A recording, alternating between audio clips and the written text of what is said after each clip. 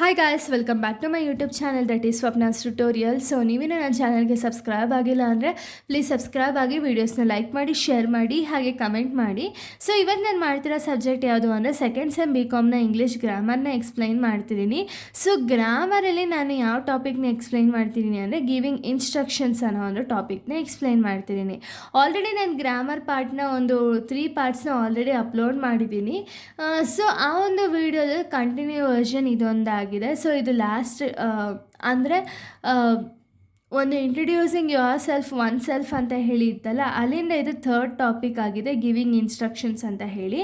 Giving instructions ಅಂದರೆ ಏನು ಅಂದರೆ, ಇವಾಗ ನೀವೇನೋ ಒಂದು ಮ್ಯಾಗಿ ಪ್ಯಾಕೆಟ್ ತಗೊಳ್ಳಿ, ಅಥವಾ ಏನೋ ಒಂದು ವಾಷಿಂಗ್ ಮಿಷಿನ್ ತಗೊಳ್ಳಿ, ಫ್ರಿಜ್ ತಗೊಳ್ಳಿ, TV ತಗೊಳ್ಳಿ, ಏನೇ ನೀವು ತೊಗೊಂಡ್ರೂ ಕೂಡ ಒಂದು ಇನ್ಸ್ಟ್ರಕ್ಷನ್ಸ್ ಅನ್ನೋದು ಒಂದು ಪೇಪರ್ ಅನ್ನೋದು ಇದ್ದೇ ಇರುತ್ತೆ. ಓಕೆನಾ? ಯಾವ ರೀತಿ ಹ್ಯಾಂಡಲ್ ಮಾಡಬೇಕು, ಯಾವ ರೀತಿ ಅದನ್ನು ವರ್ಕ್ ಮಾಡಬೇಕು ಅಂತ ಹೇಳಿ ಹೇಳ್ಕೊಡ್ಬೇಕು ಅನ್ನೋ ರೀಸನ್ಗೆ ಈ ಇನ್ಸ್ಟ್ರಕ್ಷನ್ಸ್ ಅನ್ನೋದನ್ನ ಪ್ರತಿಯೊಂದರಲ್ಲೂ ಬರೆದಿರ್ತಾರೆ. ಇವಾಗ ನಾವು ಬರೀ ನೀವು ಹೋಗಿ ಶಾವಿಗೆ ತೊಗೊಂಡು ಬನ್ನಿ ಒಂದು ಅಂಗಡೀಲಿ, ಸೊ ಶಾವಿಗೆ ಪ್ಯಾಕೆಟ್ ಹಿಂದೆ ಕೂಡ ನಮಗೆ ಬರೆದಿರ್ತಾರೆ ಹೇಗೆ ಮಾಡೋದು, ಏನು ಎತ್ತ ಅಂತ ಹೇಳಿ ಬರೆದಿರ್ತಾರಲ್ವ, ಅದನ್ನು ನಾವು ಇನ್ಸ್ಟ್ರಕ್ಷನ್ಸ್ ಅಂತೀವಿ.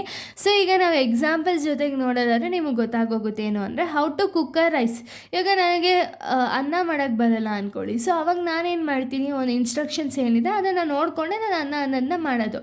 ಸೊ ಫಸ್ಟ್ ಆಗಿದ್ರೆ ಏನಾಗಿತ್ತು, ಸೊ ಫಸ್ಟೆಲ್ಲ ಯೂಟ್ಯೂಬ್ಸ್ ಎಲ್ಲ ಇರಲಿಲ್ಲ. ಸೊ ಇವಾಗ ಡೈರೆಕ್ಟಾಗಿ ಹೇಳ್ಕೊಟ್ಬಿಡ್ತಾರೆ. ಆದರೆ ಆವಾಗೆಲ್ಲ ಯೂಟ್ಯೂಬ್ ಇರಲಿಲ್ವಲ್ಲ, ಆಗೇನು ಮಾಡ್ತಿದ್ರು ಅಂದರೆ ಈ ಥರ ಇನ್ಸ್ಟ್ರಕ್ಷನ್ಸ್ ಅನ್ನೋದನ್ನ ಕೊಡ್ತಿದ್ರು.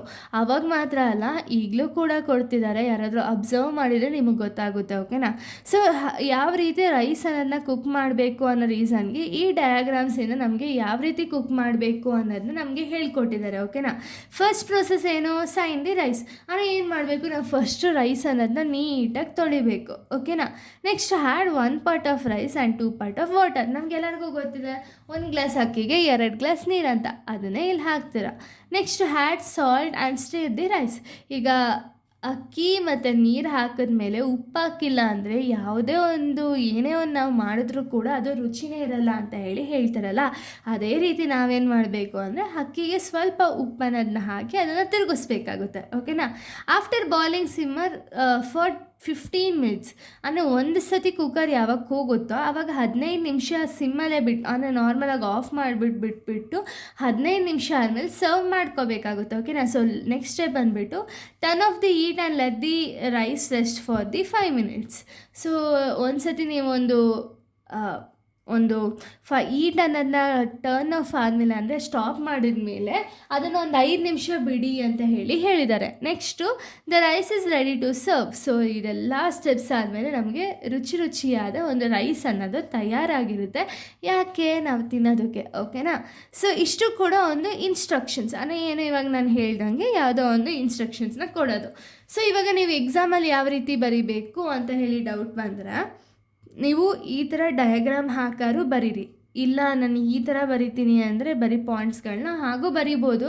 ಬಟ್ ಡಯಾಗ್ರಾಮ್ ಹಾಕಿ ಬರೆಯೋದ್ರಿಂದ ಏನಾಗುತ್ತೆ ಅಂದರೆ ಅಟ್ರಾಕ್ಟ್ ಆಗುತ್ತೆ ಆ್ಯಂಡ್ ಜಾಸ್ತಿ ಮಾರ್ಕ್ಸ್ ಬರೋ ಚಾನ್ಸಸ್ ಕೂಡ ಜಾಸ್ತಿ ಇದೆ. ಓಕೆನಾ?